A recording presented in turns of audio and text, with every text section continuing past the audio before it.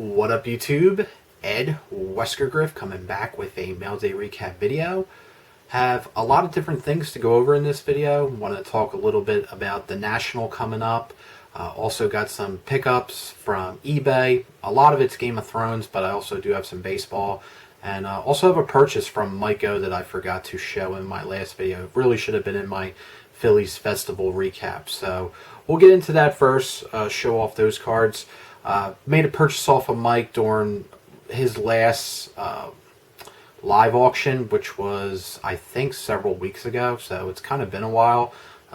But finally getting around to showing these off. I've really been slacking. Most of the cards I'm going to show in this video I've had in for a couple weeks. I've just been having a difficult time trying to get a video made, but now I'm doing it now, so let's show off the cards. So the first one here is Luke Weaver. This is out of Inception. Nice patch autograph. As you can see, it's numbered out of 249. Pretty cool patch there. Had Luke Weaver on my fantasy squad. He was doing really well until he got injured. So hopefully he comes back strong, but really nice card. Couldn't pass it up for the price. And yeah, so added it to the collection. So thank you, Mike. And then I also purchased this off of him for the O's PC. We got a Eddie Mofo Murray out of the silver pack. So can't pass on a nice Eddie Murray for the O's PC. So I want to get that as well. Then picked up a couple lots here of Josh Bell rookie cards, and I bought these a while back. I would say probably maybe the first or second week of April. So they were both 5-card lots, and each lot was $6 shipped. So these cards have gone up in price considerably. So as you can see, a bunch of Josh Bell rookie cards from 2017 Topps, I believe it's Series 1. So Josh Bell is doing absolutely incredible, tearing it up for the Pittsburgh Pirates, hanging right in the MVP race with Cody Bellinger and Christian Yelich. So looks like it might be a 3-way race the whole summer, so we will see how it goes. But wanted to add a bunch of his rookie cards to the collection. Could not pass it up for the price that it was. It was just stupid cheap. Next, picked this up for the Phil's PC. This is out of Bowman's Best. It's numbered out of 125. Someone told me that these are case hits for Bowman's Best, but I'm not entirely sure. It is Adam Hazley, numbered there on the back. But Adam Hazley autograph. He recently got called up to the Phillies several weeks ago. Unfortunately, when he got called up, he played in a couple games, and then he proceeded to strain one of his calf muscles and went on the disabled list. So he didn't get a chance to seize his opportunity being called up, but there is a lot of injuries on the Phillies, so he should at least get another shot when he gets healthy. Hopefully he is back this year, but really solid plate approach, works his walks, gets on base, seems to be a good contact hitter. So I figured I'd add this to the collection. Paid $20 shipped for it, so I thought that was a really solid price for a nice on-card autograph. And then I got a ton of Game of Thrones stuff. So the first thing I'm going to show off is really, really cool. It's actually a comic. So I'm not sure if you guys are aware, but they do make comic books for Game of Thrones, and it's pretty much based page by page off of the books.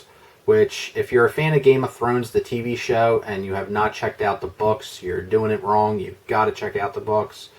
But the first book is obviously called Game of Thrones. The second book in the Song of Ice and Fire series is called A Clash of Kings. So this is the first issue of A Clash of Kings. And on the cover here is Shireen Baratheon with Stannis Baratheon at Dragonstone. And the reason I picked this up is because it is a signed edition, signed by the creator of Game of Thrones and A Song of Ice and Fire, Mr. George R.R. Martin. So really nice big signature there on the back. And I got this for $20, which in my opinion is an absolute steal. George does not really sign anymore. He is totally committed to trying to get the Winds of Winter and his other Westeros material out.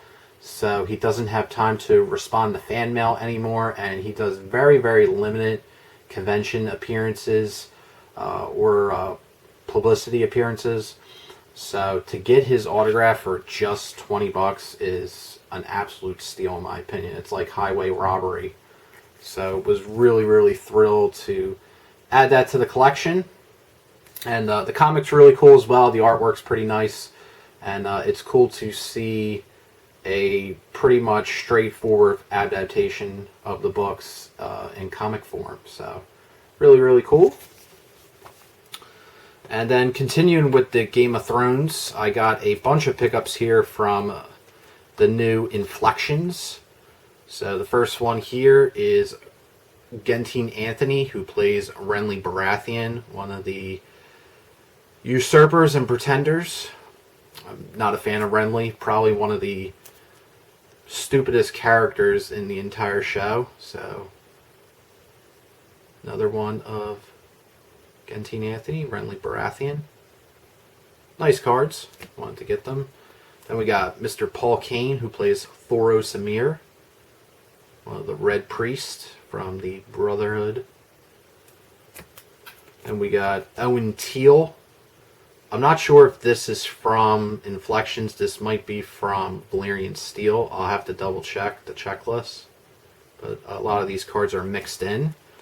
Then we got Stephen Delane, Stannis Baratheon, which I was shocked that Rittenhouse got Stephen Delane to sign again for their release, because he did not have many good words to say about Game of Thrones. So I was really, really shocked that he agreed to sign for them again. So that was shocking. And keeping up with the Stephen Delane, this is probably my favorite one that they made of him. This is an extremely limited card, which means it's under about 70 of these signed, and this is in the gold ink.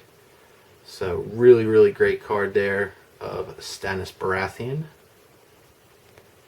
And then we got the guy who started it all. This is my first autograph of Mark Addy, King Robert Baratheon.